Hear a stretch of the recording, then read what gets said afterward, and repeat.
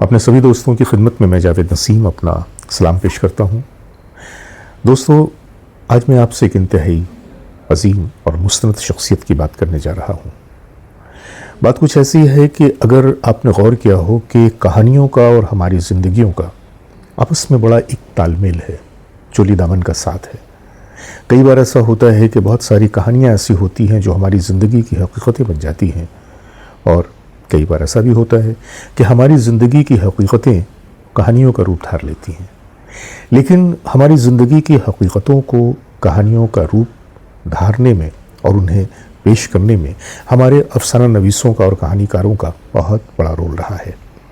اور جہاں تک کہانی کاری اور افسانہ نویسی کی بات ہے تو ہر زبان کے ادب میں اور ساہتیہ میں ایک سے ایک اعلیٰ ترین افسانہ نویس اور کہانی کار وہ ہمیشہ سے پائے گئے ہیں۔ اردو ادب اور ہندی ساہتیہ کی بھی بات کریں تو ایسے کئی نام ہیں جو افسانہ نویسی کی ایک آبرو ہیں، اور یہ وہ افسانہ نویس ہیں کہ جنہوں نے اردو اور ہندی کے افسانہ نویسی کا جو ایک ڈھنگ ہے اس میں نہ صرف یہ کہ ایک بہت بڑا انقلاب پیدا کیا، بلکہ اپنے بعد کے لکھنے والوں کو انہوں نے ایک بہت ہی مستند راہ دکھائی۔ آج میں ایک ایسے ہی بڑے اور بہترین افسانہ نویس کی بات کرنے جا رہا ہوں۔ یہ ہیں جناب سلام بن رزاق صاحب۔ وہ لوگ جنہیں افسانوں کا شوق ہے، جو نہ صرف یہ کہ افسانہ پڑھنا پسند کرتے ہیں بلکہ افسانہ نویسی کا بھی شوق رکھتے ہیں، میرا دعویٰ ہے کہ وہ لوگ اس نام سے ضرور واقف ہوں گے، کیونکہ یہ ایک ایسی شخصیت ہیں کہ جنہوں نے افسانہ نویسی کے میدان میں دور دور تک روشنی پھیلائی ہے۔ ایک ایسی روشنی پھیلائی ہے، ایک ایسا راستہ دکھایا ہے کہ ان کے جانے کے بعد کے جو افسانہ نویس حضرات ہیں وہ اسی راہ پہ، اسی ڈگر پہ چلتے ہوئے نظر آتے ہیں۔ 15 نومبر 1941 کو پندیل میں ان کی پیدائش ہوئی تھی اور ان کا اصل نام شیخ عبدالسلام عبدالرزاق تھا، لیکن جب قلمی دنیا میں یہ آئے تو انہوں نے اپنا نام سلام بن رزاق رکھ لیا۔ اردو ادب اور ہندی ساہتیہ میں قدم رکھتے ہی انہوں نے جیسے ایک انقلاب برپا کر دیا تھا، اور سب سے زیادہ جو انہوں نے فوکس کیا وہ جو ایک سلسلہ چل رہا تھا افسانہ نویسی کا، وہ ڈھنگ، وہ جہت، اس میں ایک تبدیلی پیدا کرنے کا۔ ان کی قابلیت کا اس سے اندازہ لگائیں کہ انہیں 2 بار ساہتیہ اکیڈمی ایوارڈ سے بھی نوازا گیا۔ 2004 میں بھی انہیں ساہتیہ اکیڈمی ایوارڈ سے نوازا گیا تھا، اور یہ صرف ایسا نہیں کہ ایک بہت ہی اعلیٰ ترین افسانہ نویس تھے بلکہ ترجمہ کار بھی تھے، اور انہوں نے بہت ساری کتابوں کا ترجمہ بھی کیا۔ اس کی وجہ یہ تھی کہ کئی زبانوں پہ ان کی دسترس بڑی مضبوط تھی، اور اس کا فیض ان لوگوں کو ملا کہ جن کتابوں کو انہوں نے ترجمہ کیا تھا۔ یوں تو ان کے افسانوں میں بے شمار افسانے ہیں جو کہ پڑھنے والے کو دم بخود کر دیتے ہیں، کسی دوسری دنیا میں لے جاتے ہیں، جن میں دہشت، ندی، زندگی افسانہ نہیں، حلالہ اور اس طرح کے بے شمار افسانے موجود ہیں۔ اور اگر آپ ان افسانوں کو پڑھتے ہیں تو آپ کو لگتا ہے کہ شاید یہ کچھ الگ طرز کی افسانہ نویسی ہے۔ یہ جو انداز ہے یہ دوسروں سے بہت ہی مختلف ہے، اور یہ مختلف ہونا ہی سلام بن رزاق صاحب کو دوسروں سے الگ ثابت کرتا ہے اور ان کی اپنی ایک انفرادیت قائم کرتا ہے۔ ان کا ایک مجموعہ آیا تھا شکستہ بتوں کے درمیان، اور یہ جو مجموعہ تھا بے مثال مجموعہ تھا، بلکہ میں سمجھتا ہوں کہ اگر آپ لوگوں نے اس مجموعے کو نہیں پڑھا ہے تو یہ مجموعہ سلام بن رزاق صاحب کا آپ ضرور حاصل کریں، اور ان میں جو تمام افسانے ہیں ان کو پڑھنے کی کوشش کریں، تو ان کی شخصیت کا ایک الگ رنگ، ایک جہت وہ نظر آئے گا۔ یوں تو کہنے کے لیے بہت کچھ ہے، کیونکہ اتنی بڑی شخصیت کے بارے میں جب کہنے جائیں تو الفاظ تھوڑے کم پڑ جاتے ہیں، اور وہ بھی ایسی شخصیت جو کتنے بڑے ترجمہ کار ہی نہیں تھے بلکہ اتنے اعلیٰ ترین افسانہ نویس تھے کہ جنہوں نے افسانہ نویسی کی دنیا میں ایک ایسا رنگ بکھیرا کہ وہ رنگ قوس قزح کی طرح ہر طرف بکھرا ہوا نظر آتا ہے۔ میں آج آپ کی ملاقات کرواؤں گا ایک اور بھی اعلیٰ ترین شخصیت سے، یہ ہے جناب اسلم خان صاحب، اور اسلم خان صاحب کا جو سب سے سیدھا سا تعارف ہے وہ یہ کہ نہ صرف یہ کہ یہ ایک رائٹر ہیں بلکہ بالی ووڈ کے انویسٹیگیٹو ریسرچر بھی ہیں، معلومات کا ایک خزانہ ہے، اور انہوں نے سلام بن رزاق صاحب پہ یوں کہہ لیجئے کہ باقاعدہ اتنی ریسرچ کی ہے کہ شاید سلام بن رزاق صاحب بھی اپنے بارے میں اتنی باتیں نہیں جانتے ہوں گے جتنا کہ ہمارے اسلم خان صاحب جانتے ہیں۔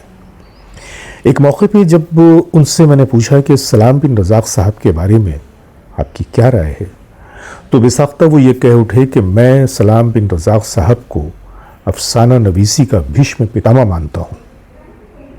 بات تو عجیب سی تھی، لیکن میں نے سوچا کہ ایسا کہنے کے پیچھے کوئی وجہ تو ہوگی، تو میں نے جب ان سے یہ معلوم کرنا چاہا کہ اچھا یہ جو آپ نے کہا کہ سلام بن رزاق صاحب افسانہ نویسی کے بھیشم پتامہ ہیں تو کن معنوں میں، اور آپ اس بات کی وضاحت کیسے کریں گے؟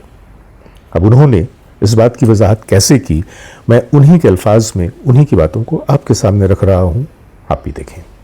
سلام بھائی اردو ادب کے 80 کے دہائی کے بعد آنے والے افسانہ نگاروں کے بھیشم پتامہ ہیں، اور وہ میں اس لیے نہیں کہتا کہ سلام بھائی واحد افسانہ نگار ہے جن کو ساہتیہ اکیڈمی کے 2 ایوارڈ ملے ہیں، تخلیق پر بھی اور ترجمے پر بھی۔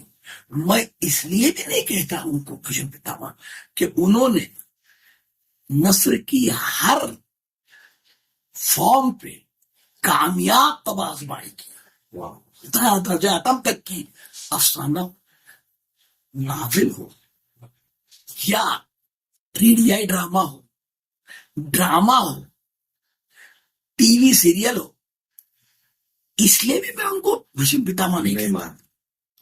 میں ان کو اس لیے بھی نہیں مانتا کہ انہوں نے فلم ہو، ٹیلی ویژن ہو، اخبار ہو، پرچہ ہو، یونیورسٹی ہو، اکیڈمیز ہو، وہاں پر اردو کی نمائندگی کی۔ میں ان کو اس لیے بھیشم پتامہ نہیں کہتا۔ کیا آپ انہی خوبیوں کی وجہ سے انہیں بھیشم پتامہ مانتے ہیں؟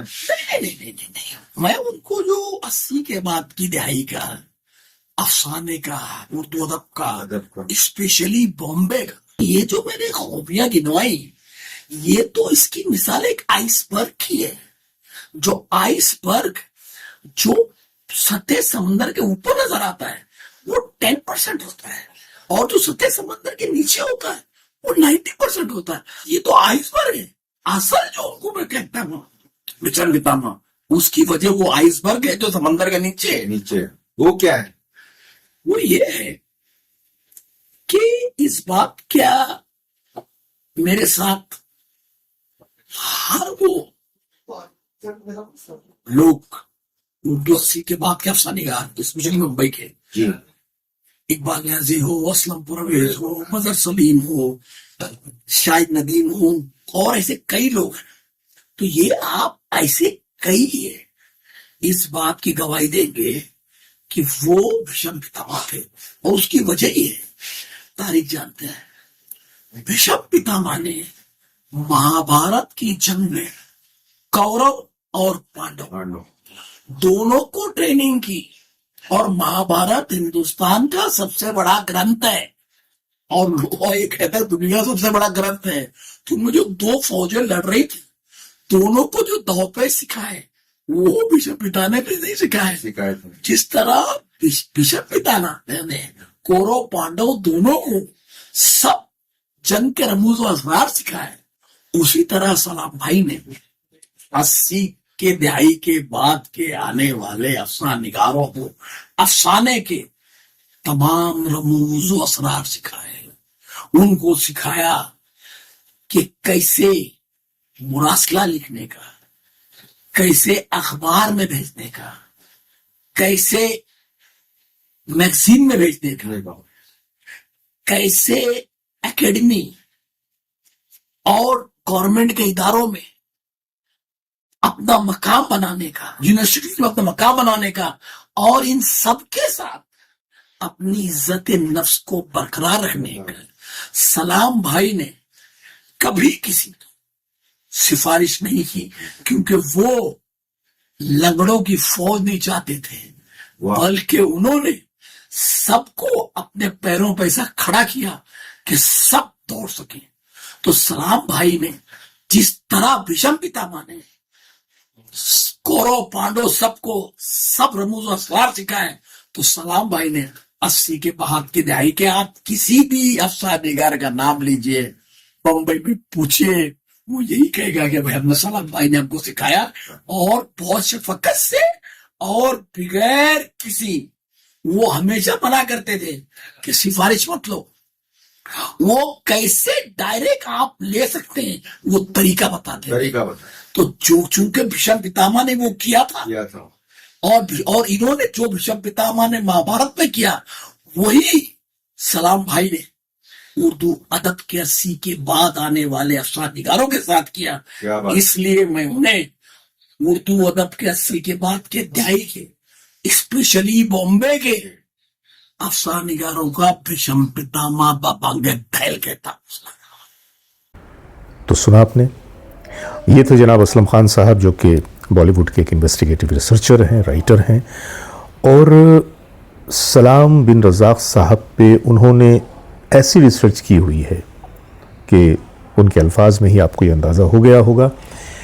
लेकिन अफसोस की बात यह है कि ये जो दरख्शां सितारा था उर्दू अदब और हिंदी साहित्य का, इतना बड़ा अफसाना नवीस, जिसकी अपनी एक अलग पहचान थी, अलग शनाख्त थी, अलग रंग था, वो डूबते हुए सूरज की तरह ग़ुरूब हो गया 7 मई 2024 को।